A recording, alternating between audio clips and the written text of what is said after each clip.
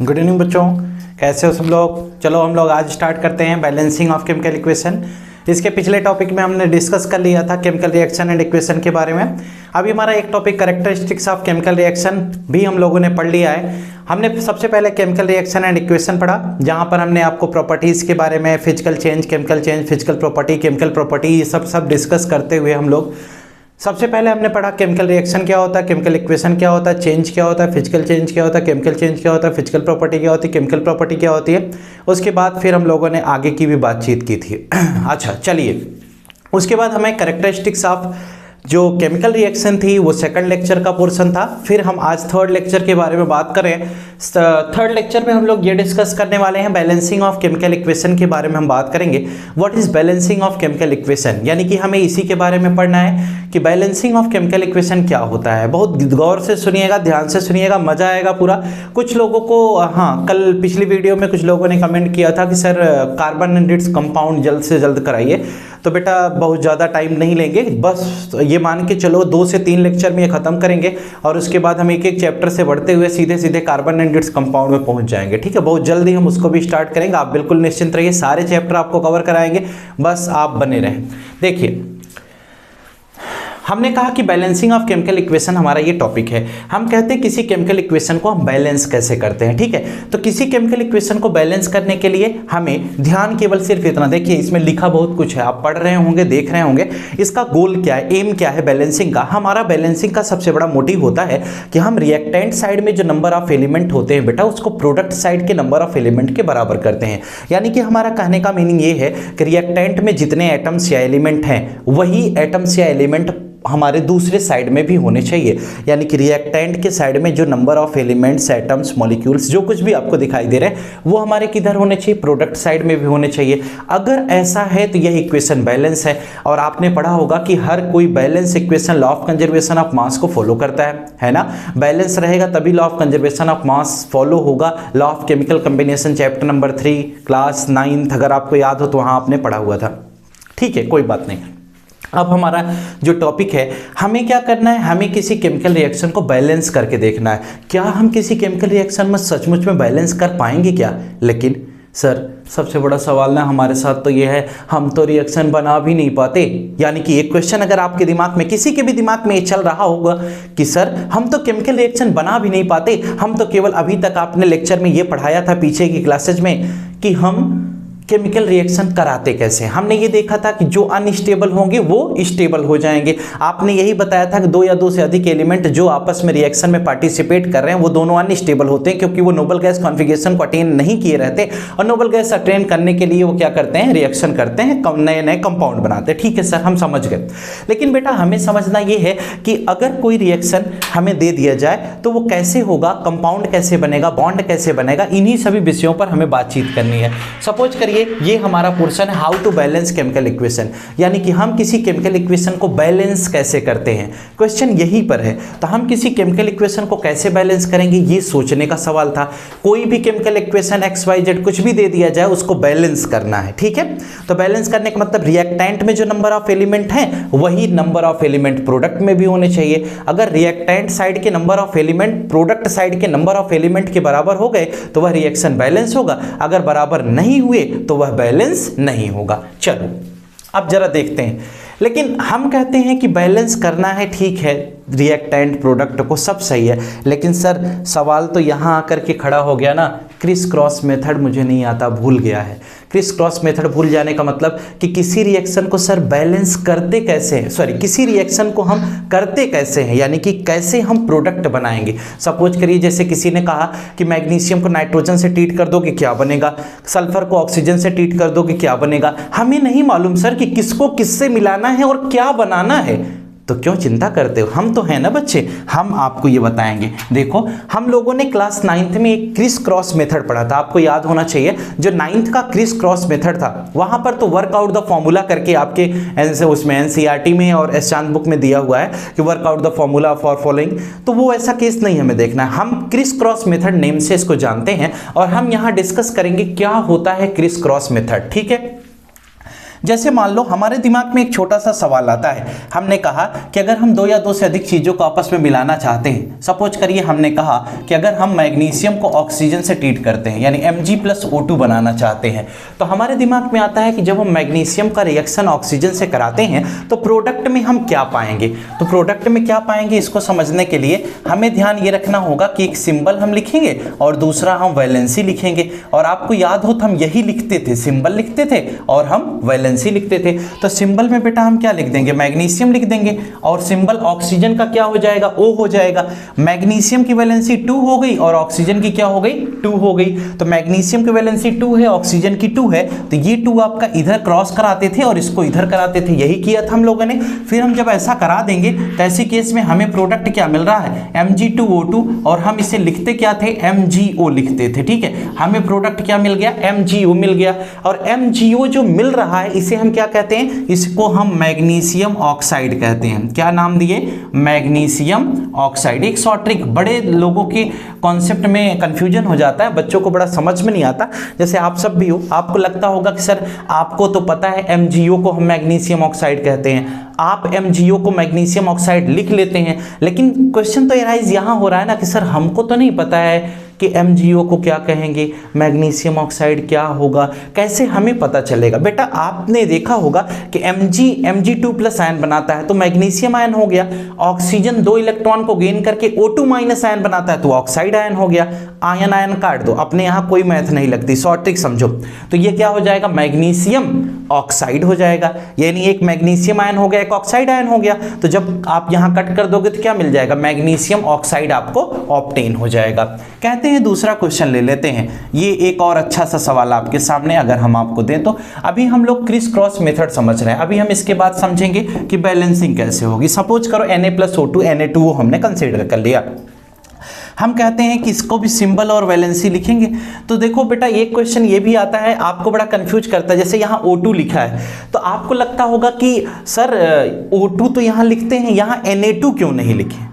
आपको ये भी क्वेश्चन आता है ना कि सोडियम के नीचे Na2 लिखना था, ऑक्सीजन के नीचे O2 लिखना था। सर O2 लिख रहे हैं, हमें कोई आपत्ति नहीं है, आप लिखिए, जो मर्जी है आप लिखिए, मुझे कोई परेशानी नहीं, लेकिन Na के नीचे 2 क्यों नहीं लगाए, है ना, क्वेश्चन तो आता है। तो बेटा यहाँ 2 नहीं लगेगा, ये एक मेटल है, ठीक है, यह एक नॉन मेटल है, ये गैसियस फेज में हाईली रिएक्टिव है और ये आपस में कंबाइन होकर के O2 का फॉर्मेशन करती है और ये हमेशा O2 मॉलिक्यूल के रूप में ही ऑक्सीजन पाई जाती है। नेसेंट ऑक्सीजन का केस डिफरेंट होता है, तो इसलिए हम यहाँ O2 लिखेंगे और सोडियम Na लिखा जाएगा। हम कहते हैं सोडियम का वैलेंसी क्या हो जाएगी, 1, ऑक्सीजन की क्या हो जाएगी 2, ये 2 इधर चला गया और ये 1 इधर आ गया। ऐसी केस में जो प्रोडक्ट बना वो क्या बन गया, Na2O। अब इसमें देखो सोडियम आयन होता है और ऑक्साइड आयन होता है, तो सोडियम आयन और ऑक्साइड आयन, तो हमने इसका नाम क्या लिख दिया, हमने इसका नाम लिख दिया सोडियम ऑक्साइड। इसका नाम क्या हो गया, सोडियम ऑक्साइड हो गया। तो ये 2 क्वेश्चन ऐसे हमने आपको बताया जो क्रिस क्रॉस मेथड से हमने देखा। क्रिस क्रॉस मेथड से देखने का मतलब कि यह एक ऐसा प्रोसेस है जिसमें हम sodium, magnesium oxide, sodium oxide, aluminium oxide, ये सभी चीजें हम ऑब्टेन कर रहे हैं। शायद ये बात आपको समझ में आ जानी चाहिए। अब हम कहते हैं, मान लो हम 2 क्वेश्चन 3 क्वेश्चन आपको दे दे, अगर 2-3 क्वेश्चन आपको दे देते हैं, जैसे मान लो नेक्स्ट हो गया, 1 minute,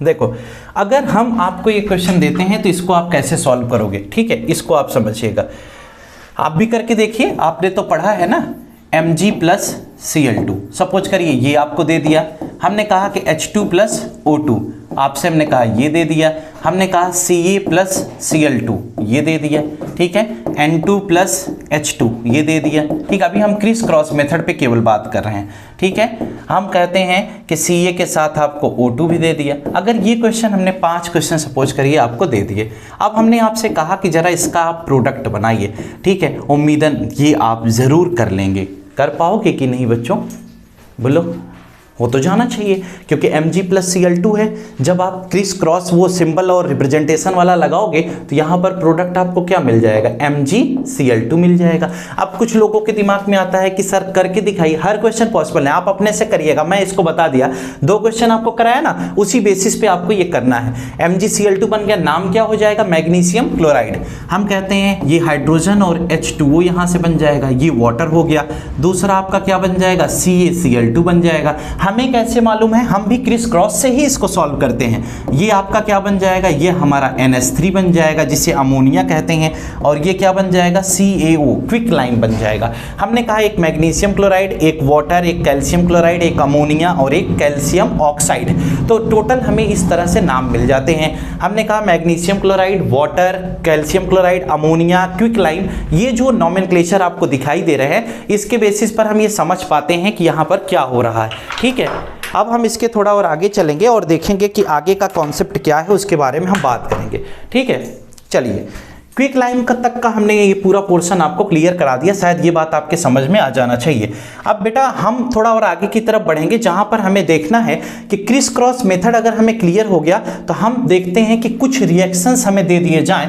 balance the following equation, आपको दिया गया कुछ इक्वेशन हम लिखते हैं और उसे हम बैलेंस करके देखेंगे। पहले तो हम करके देखेंगे, यानी कि ये क्वेश्चन ये होना चाहिए, complete and balance the following equation. Suppose करिए हमने आपको यहाँ पर एक छोटे छोटे तो कुछ क्वेश्चंस देते हैं। पहला क्वेश्चन सपोज करिए हमने कहा H2+O2, हमने कहा कि इसका प्रोडक्ट क्या बनेगा, H2O बन जाएगा। ठीक है सर, यहां तक कोई दिक्कत नहीं है, लेकिन हमें तो बैलेंस करना है। बैलेंसिंग में क्या होता है कि यहां हाइड्रोजन कितना, देखिए बहुत सारी बुक्स में आप देखेंगे, बहुत सारी जगहों पर ऐसा है कि बैलेंसिंग का कोई प्रोसेस नहीं आता एग्जाम में। अपने CBSE बोर्ड के एग्जाम में ऐसा नहीं है कि बैलेंस करने के लिए कोई प्रोसेस दिया जाए कि पहले ऐसे ऐसे लिखना है, फिर इसको part wise step wise marking होगी, ऐसा कुछ नहीं होता। ठीक है, ये किसी क्वेश्चन में यूज होने वाला है, इसलिए आपको सिंपल सी बैलेंसिंग की ट्रिक समझनी है कि हम बैलेंस कैसे करेंगे। देखिए प्रोसेस पे नहीं वर्क करना है। हाइड्रोजन यहां पर कितना है, 2 है, यहां हाइड्रोजन कितना है, 2 है। जैसे मैं बता रहा हूं बस ऐसे आपको बोलना है और ऐसे ही करना है। हाइड्रोजन 2 है, हाइड्रोजन 2 है, ऑक्सीजन 2 है, ऑक्सीजन 1 है। आप क्या करोगे, हाइड्रोजन 2 है, हाइड्रोजन 2 है, इसका मतलब ये हाइड्रोजन 2 था, ये हाइड्रोजन 2 है, बैलेंस है। ऑक्सीजन 2 है, यहां ऑक्सीजन 1 है। बेटा जो कुछ भी करेंगे ये पूरे के साथ करेंगे। ठीक है, यहां H2O हमने बनाया, तो अब ऑक्सीजन को 2 करने के लिए हम क्या करेंगे, यहां 2 लगा देंगे। जब हमने 2 लगा दिया तो 2 लगाने की वजह से ऑक्सीजन तो 2 हो गया, लेकिन देखो और एक चीज है कि कभी 2 लगाना है तो गलती से इसके पास मत ले जाकर के लगा देना। हमारे दिमाग में आता है कि जब ये ऑक्सीजन 2 था तो यहां भी 2 कर देंगे तो वाटर नहीं रह जाएगा, पर वो हाइड्रोजन पर ऑक्साइड हो जाएगा, नाम बदल जाएगा। जो कुछ आप अब ये क्यों करेंगे ये कुछ दिन बाद पता चलेगा। ठीक है, मेटल एंड नॉन मेटल में हम और डिटेल में बताएंगे। हम कहते हैं ये 2 आगे लगेगा, आगे इसलिए लगाएंगे क्योंकि जब आगे लगाएंगे तो ये पूरे पर लगेगा, हाइड्रोजन पर, ऑक्सीजन पर, तो होल जो आपका कंपाउंड दिया गया पूरा का पूरा बैलेंस रहेगा। यहां पर क्या हो गया, ये 2 ऑक्सीजन हो गए। ठीक है, ऑक्सीजन को 2 करने के चक्कर में हाइड्रोजन 4 हो गया। देखिए 2 2 जा 4, हाइड्रोजन 4 हो गया। यहां हाइड्रोजन 2 है तो हम यहां क्या लगा लेंगे, 2। इसका मतलब यह एक बैलेंस इक्वेशन हो गया। इस तरह से हम किसी भी इक्वेशन को बैलेंस करने का काम करते हैं। सपोज करिए N2 आपको दे दिया जाए, इसके साथ H2 दे दिया जाए और हम प्रोडक्ट में अमोनिया बना लेते हैं NH3। ठीक है, अब हम कहते हैं इसको बैलेंस करना है तो कैसे करेंगे। यहां देखिए नाइट्रोजन कितना है, 2 है, नाइट्रोजन कितना है, 1। तो आप इसको ब्रैकेट लगाइए और नाइट्रोजन को 2 बनाइए। ये बना दिए तो नाइट्रोजन को 2 बनाने के चक्कर में यहां हाइड्रोजन कितना है, 2, यहां कितना हो गया, 3 2 जा 6, यानी कि नाइट्रोजन को 2 करने के चक्कर में हाइड्रोजन 6 हो गया। बेटा हाइड्रोजन 6 हो गया तो कुछ टेंशन नहीं लेने का। हाइड्रोजन 6 हुआ तो इसको क्या करोगे, 3 यहां कर दोगे। तो ऐसी केस में क्या हो गया, ये हमारा बैलेंस हो गया, 2 नाइट्रोजन 2 नाइट्रोजन, 3 2 जा 6 हाइड्रोजन, 3 2 जा 6 हाइड्रोजन। बिल्कुल परफेक्ट है, सही हो गया, बिल्कुल कोई दिक्कत नहीं है। आइए तीसरे क्वेश्चन पे चलते हैं। तीसरा क्वेश्चन एक आसान सा आपको देता हूं, देखता हूं आप करिएगा। Mg+O2 दिया गया, हमने कहा कि MgO बनाता है। ठीक है, ये मैग्नीशियम ऑक्साइड कहलाता है। यहां पर मैग्नीशियम कितना है, 1 है, मैग्नीशियम कितना है, 1 है, ऑक्सीजन कितना है, 2 है, ऑक्सीजन कितना है, 1 है। डिब्बा बनाया, ब्रैकेट के आगे 2 लगाया। क्यों लगाया 2, ऑक्सीजन को 2 करना चाहते थे। ऑक्सीजन को बैलेंस करने में मैग्नीशियम बदल गया, यानी ऑक्सीजन 2 तो हो गया, लेकिन मैग्नीशियम के आगे भी 2 है तो मैग्नीशियम भी 2 हो गया। अब मैग्नीशियम 2 हो गया तो बेटा यहाँ 2 कर दो, कुछ नहीं सोचने का। बिल्कुल देखिए कितना शानदार तरीके से हम आपको समझा रहे हैं, शायद आपको पूरा समझ में आ गया हो। आगे बढ़ते हैं, अगले क्वेश्चन में हम क्या पढ़ेंगे। थोड़ी सी स्पीड जरूर हम लिए हैं, इसका रीजन है कि हमें कम समय में इसको कंप्लीट करना है, और क्योंकि एग्जाम्स बहुत करीब हैं, थोड़ा सा कंसंट्रेट रहेंगे, पक्का समझ में आ जाएगा। कैल्शियम और क्लोरीन, इसको हम ट्रीट करते हैं तो हम कहते हैं प्रोडक्ट में हम CaCl2 पाते हैं। तब जरा देखिएगा, कैल्शियम 1 है, कैल्शियम 1 है, क्लोरीन 2 है, क्लोरीन 2 है, इसका मतलब ये तो पहले से ही बैलेंस है। सर ये तो बैलेंस है। कभी कभी ऐसा भी क्वेश्चन सीबीएसई पूछ लेती है कि आइडेंटिफाई, सीबीएसई में तो बहुत रेयर केस में आता है बेटा, क्योंकि सीबीएसई में एप्लीकेशन बेस्ड क्वेश्चन आते हैं। क्वेश्चन ऐसा भी आ सकता है आपसे, ये Ca+Cl2 CaCl2 बन रहा है, लेकिन क्वेश्चन ऐसे आएगा ना कि ऐसे आएगा, what happened when calcium is treated with chlorine, या what happened during the chlorination of calcium, ऐसा भी आ सकता है। अभी हम वो कराएंगे आपको। कैल्शियम क्लोराइड का फॉर्मेशन हो चुका है। अब क्या यह एक बैलेंस केमिकल इक्वेशन है? जी हाँ, यह एक बैलेंस केमिकल इक्वेशन है। तो बच्चे बैलेंस है कि नहीं है ये भी हम जज कर सकते हैं। चौथे के बाद पांचवें, अब इसमें कुछ नहीं छुआ हमने क्योंकि ये बैलेंस था, खेल खत्म हो गया। अब जरा इसको देखो, Mg+Cl2 हमने कहा इसको ट्रीट किया तो प्रोडक्ट में MgCl2 बन गया। क्या यह भी एक बैलेंस इक्वेशन है? जी हाँ, Mg Cl बैलेंस हो गया। यह भी एक बैलेंस सिचुएशन से, बैलेंस सिनेरियो होने की वजह से खत्म किया जाता है। अब एक जैसे कभी कभी क्या होता है कि कोई बड़ा क्वेश्चन आ जाए, तब हम क्या करेंगे? बड़ा क्वेश्चन आ जाए क्या कंफ्यूज हो जाएंगे क्या? नहीं बेटा, ये देखो, अगर मान लो किसी ने कहा कि मीथेन का कंबसन, अब आपको ये रिएक्शन जरूर समझ में नहीं आ रहा होगा कि सर ये कैसे बना। ठीक है, एक छोटा सा सवाल आपके दिमाग में आ गया होगा कि CH4 क्या है? मीथेन है। O2 क्या है? ऑक्सीजन का एडिशन कराया, CO2 + H2O बन रहा है। सर हमें नहीं पता कि ये कैसे बन गया, आप जानते हैं अपना बना लेते हैं, हमको तो कुछ पता नहीं चलता। नहीं बेटा, थोड़ा सा सब्र रखिए, हम आगे आपको ये भी सिखाएंगे। हम कहते हैं CH4 को O2 के साथ मिलाया, CO2 + H2O बन गया। आपके मन में चलता रहता है ना कि खुद तो सर छोटे छोटे सवाल कर लेते हैं, हमारे नंबर आते हैं तो हमको बड़े सवाल दे देते हैं, एग्जाम में तो ऐसा कुछ नहीं आता जैसा पढ़ाया जाता है। इस तरह के सभी सवालों का जवाब आपके सामने होगा, निश्चिंत रहें, बस पढ़ते रहें। CH4 को O2 के साथ ट्रीट किया, CO2 + H2O बन गया। समझ में आया आपको? हम कहते हैं यहां कार्बन कितना है? 1 है। यहां कार्बन कितना है? 1 है। हाइड्रोजन कितना है? 4 है। हाइड्रोजन कितना है? 2 है। हाइड्रोजन 2 होने की वजह से आगे 2 लगा दिया। ठीक है, हाइड्रोजन कितना हो गया? 4 हो गया। हाइड्रोजन कितना है? 4 है, बैलेंस है। ऑक्सीजन यहां कितना है? 2 है। यहां देखो इस प्रोडक्ट साइड में 2 ऑक्सीजन यहां से और 1 ऑक्सीजन था, आगे 2 लग गया, 2 ऑक्सीजन यहां से, तो प्रोडक्ट साइड में टोटल ऑक्सीजन कितनी हो गई? 4 हो गई बेटा। ऑक्सीजन रिएक्टेंट साइड में कितना है? 2 है, तो यहां 2 लगा दूं तो 2 2 4 हो जाएगा ना, तो ये हमारा बैलेंस कंडीशन हो जाएगा। यानी कि balance chemical equation, 1 mole CH4 is treated with 2 mole oxygen, then we get 1 mole of carbon dioxide and 2 mole of water molecule। ये आपका बैलेंस केमिकल इक्वेशन हो जाएगा। तो हम किसी बड़े रिएक्शन को भी आसानी से बैलेंस कर सकते हैं, कोई बहुत बड़ा सोचने विषय नहीं है, ना बहुत टेंशन लेने की जरूरत। देखिए कितना सरल सरल तरीके से हम इसको बैलेंस कर रहे हैं। अब किसी के दिमाग में आता है कि सर अगर कोई और बड़ा इक्वेशन आ जाए तो, जैसे एक छोटा सा इक्वेशन और आपको हम देख करके बताते हैं। सपोज करिए क्वेश्चन ये आ जाए कि अगर हम कहते हैं HCl + NaOH, अगर हम HCl के साथ NaOH का ट्रीटमेंट कर दें तो ये क्या बन जाएगा? NaCl बनेगा। NaCl के साथ साथ ये H2O बन जाएगा। HCl के साथ NaOH का ट्रीटमेंट करेंगे तो NaCl + H2O बन जाएगा। अब जरा देखिए, यहाँ हाइड्रोजन कितना है? 1, यहाँ हाइड्रोजन कितना है? 2। लफड़ा हो गया क्या? नहीं, हाइड्रोजन 1 है, हाइड्रोजन 1 है, यानी कि रिएक्टेंट साइड में हाइड्रोजन कितना है? 2। प्रोडक्ट में हाइड्रोजन कितना है? 2। ठीक है, क्लोरीन कितना है? 1। क्लोरीन कितना है बेटा? 1। सोडियम कितना है? 1। सोडियम कितना है? 1। ऑक्सीजन कितना है? 1।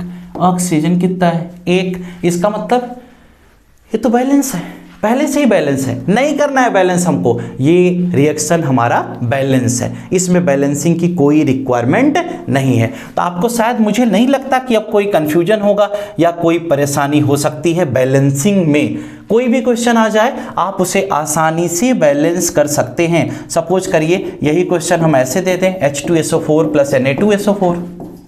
ये होमवर्क आपको दे रहे हैं, आप भी करिएगा और हमें कमेंट में ज़रूर बताइएगा कि क्या ये बैलेंस होगा। और H2 एक मिनट, ये प्रोडक्ट आपका बनेगा H2SO4 को हमने अगर NaOH के साथ ट्रीट किया, ठीक है, अगर हम कहते हैं H2SO4 को NaOH के साथ ट्रीट करते हैं, ठीक है, तो ये बन जाएगा बेटा प्रोडक्ट Na2SO4, ठीक है, Na इसके साथ चला जाएगा और साथ में H2, Na2SO4 plus water molecule का फॉर्मेशन हो रहा है। अब आपका ये होमवर्क है, ये वाला लास्ट वाला क्वेश्चन आपका होमवर्क है, आप मुझे बताएंगे कि इसका प्रोडक्ट क्या होगा, ठीक है, कमेंट करके बताइएगा, देखता हूं आप बता पाते हैं कि नहीं, क्या यह बैलेंस है या नहीं है। अगर ये बैलेंस होगा तो आप सीधा लिखिएगा कमेंट में बैलेंस केमिकल इक्वेशन, अगर अनबैलेंस है सीधा लिखिएगा अनबैलेंस केमिकल इक्वेशन, या फिर आप ये भी बताएंगे कि बैलेंस कैसे होगा, ठीक है। ये पोर्शन था इसका, और हम लोग नेक्स्ट क्लास में आगे की बात करेंगे, यानी कि अगला टॉपिक हमारा होगा कैरेक्टरिस्टिक्स ऑफ केमिकल रिएक्शन। तो पढ़ चुके हैं, अगले टॉपिक में हम टाइप्स ऑफ केमिकल इक्वेशन के बारे में बात करेंगे और ढेर सारे टाइप्स के केमिकल इक्वेशन डिस्कस करेंगे। आज के लिए फिलहाल इतना ही। Good night to all of you, today class is over, thank you.